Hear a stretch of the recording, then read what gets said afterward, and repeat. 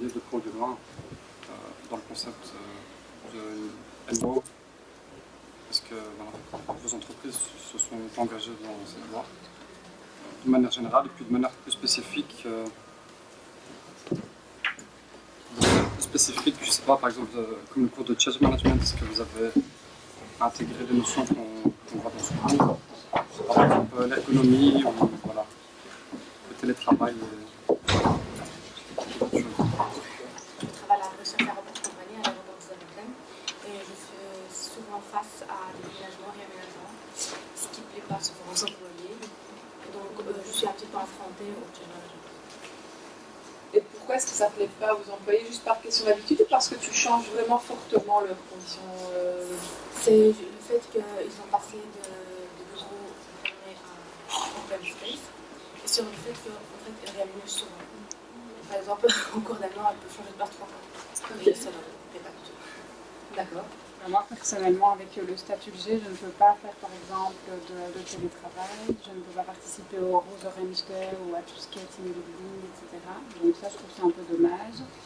Mais sinon, je veux dire, au niveau de comment je me sens dans l'espace en lui-même, je trouve que ça se passe très bien. Et que c'est vraiment bien en lien un peu avec notre génération, quoi. Je trouve que ça s'adapte bien avec comment on fonctionne de nos jours. Donc moi j'étais dans une société d'audit finalement de l'environnement de travail.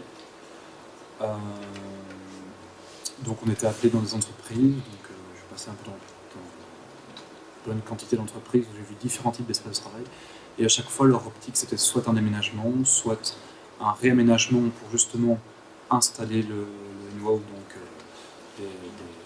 l'activity-based working, donc avec des zones spécifiques à différentes activités. Ou encore simplement réaménager pour changer un peu le type de travail en mettant la plupart des personnes en télétravail ou en les délocalisant dans des coworking pour certains cas, pour essayer de diminuer un maximum la surface de location en bureau.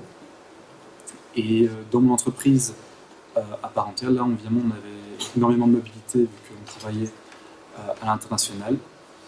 Et donc, moi personnellement, ça m'arrivait souvent de faire du télétravail, de chez moi ou d'un café, en fonction si j'étais à Paris ou à Amsterdam ou au Luxembourg. Et d'une manière générale, il y a par exemple une de mes collègues qui est maintenant repartie en Grèce et elle continue à travailler pour la société depuis la Grèce, en permanence de chez elle et à l'international. Donc voilà, ça peut montrer que c'est faisable d'avoir de la flexibilité.